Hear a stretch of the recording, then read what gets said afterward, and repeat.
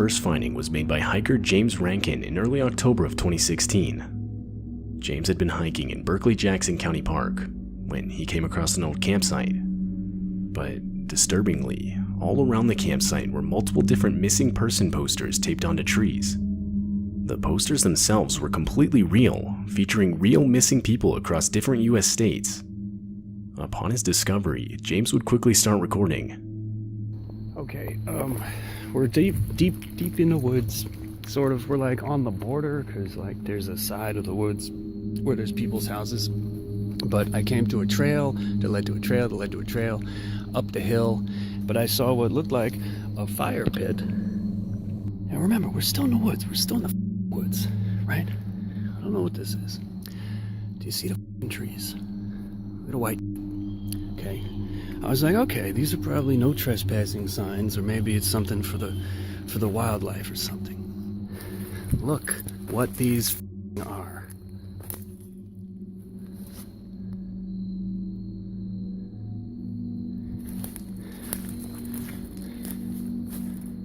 What the is going on in here? This is Utah, Florida. They're all different. They're all different. Every single one. This one's from Georgia. And look at it. Like, look where the we are. Who the does something like this? And we got this one. And it's obviously, you could tell, these aren't new. Like, not just that this is 2012, Noblesville, Indiana, right? Look at the tape. Look at the water damage. These bits have been hanging up for a while. Let me just, look at that. And over here in the middle of the fire pit, that's a shovel. James would ultimately report the finding to the police. Though, upon further investigation, police would write it off as someone's Halloween decorations. James, however, was not satisfied with this investigation. His discovery took place on October 3rd, and according to James, the posters themselves did not look like they were set up recently. Later that same year, James would return to the campsite, but this time be stopped by multiple no trespassing signs.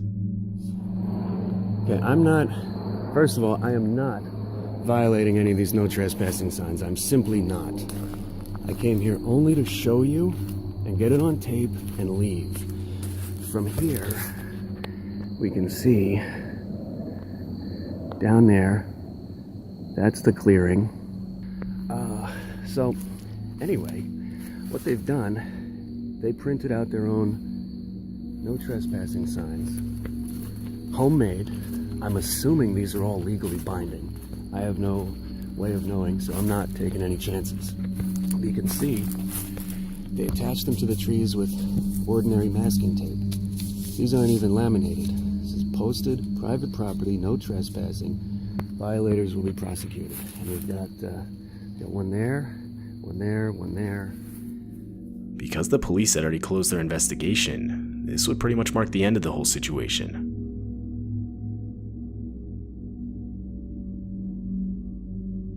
Back in 2013, a man named Phil Poling would upload this video to his YouTube channel.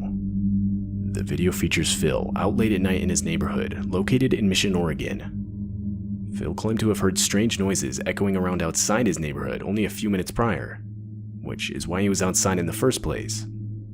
Once he reached a nearby forest that was only around 200 feet from his house, he would again hear the noises. And this is where he started recording. January 21st, about 11 p.m. I'm a couple hundred feet from my house, and you hear it going off in the background right now. Kind of sounds weird. Kind of sounds doggish, hyena-ish.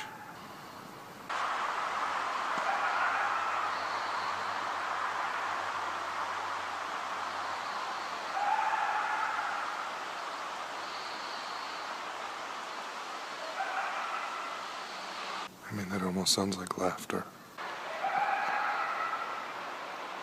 It's actually gotten closer since it started. It's probably only 200 feet, 300 feet from me right now.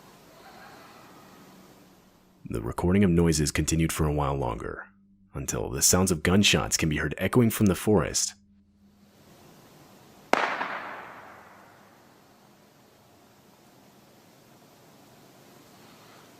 think that was a gunshot.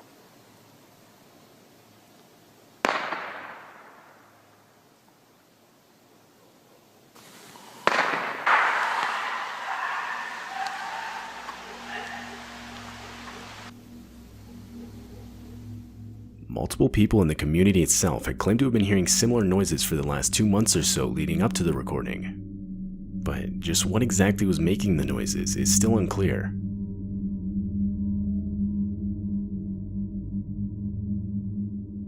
This video features the GoPro footage of 2 dirt bikers riding on a remote path in the forest.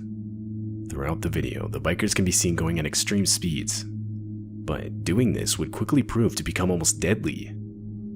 As the bikers continued on the path, they were unexpectedly met with a steel cable strung across 2 trees at perfect neck level for oncoming bikers. At a fast enough speed, this trap could no doubt take the lives of anyone riding through that didn't see it. Fortunately, however, the biker in the front did see it and was able to react quick enough to avoid it.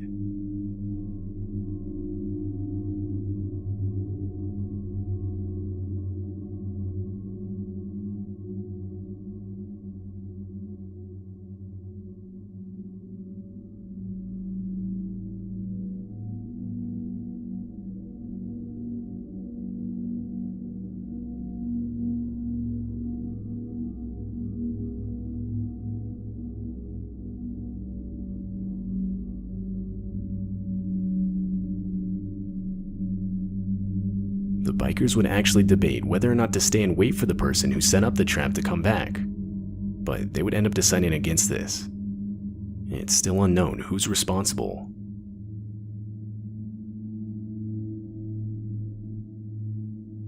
Mark Andre was a man who devoted his career to exploring the vast woods of Northern California. He worked as his town's environmental service director, so it was quite literally his job to spend time in the woods. In February of 2018, he had been tasked with marking trees, and while he was doing so deep in the woods, he would come across some makeshift cabin, which, considering the extreme remoteness of the area he was in, made the discovery highly abnormal. Mark would of course get a closer look at the structure. The thing was only around 8 by 12 feet wide and 15 feet tall. There was a lock on the shack's only entrance, and from the outside there was no real evidence anyone was there. Still, disturbed by the finding, Mark would head back to get professional assistance. The next few days would consist of multiple attempts to contact the owner of the shack, but all of them ultimately failing. So, finally, upon revisiting the structure, the men would break open the lock to the front door.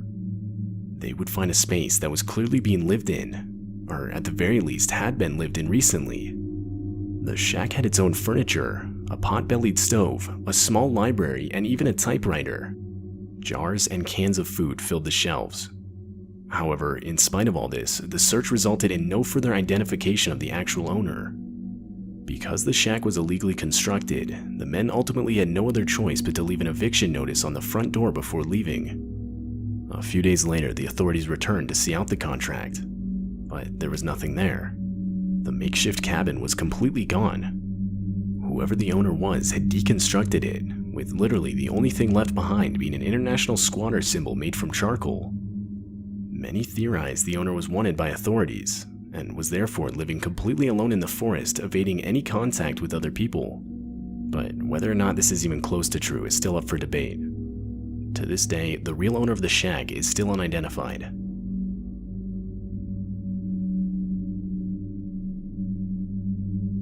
This video was captured on an early morning in the middle of December. It takes place in Canada, and features some disturbing noise echoing throughout the forest. It's not clear what the noise is.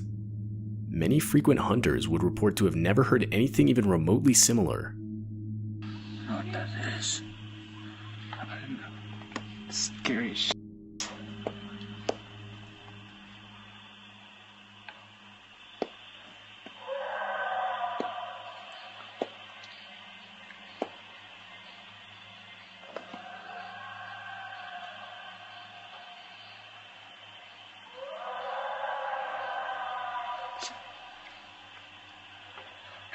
Is it?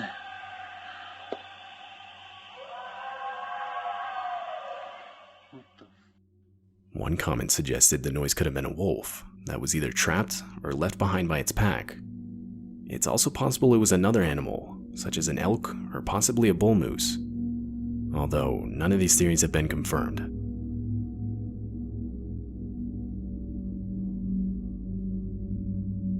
YouTube user Rainey Schuler would upload this video to YouTube in 2013. The video's footage is from multiple security cameras Rainey would set up around his house, which was in an isolated area of the Rocky Mountains.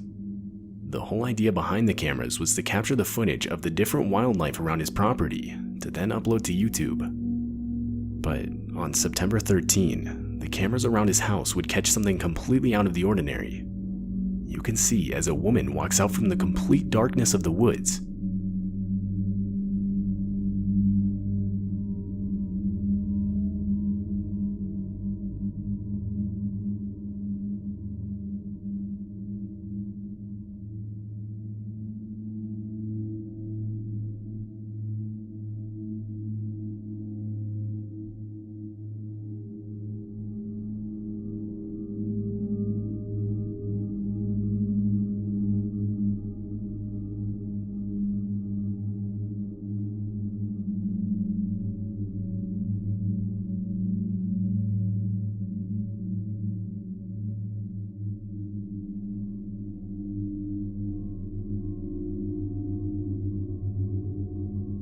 Some believe the woman was lost, or that her car had broken down nearby. But that doesn't explain her general careless mannerism as she aimlessly walks around the property. And a while later, the woman could be seen walking right back into the forest. After that night, the house owner would never see this woman again.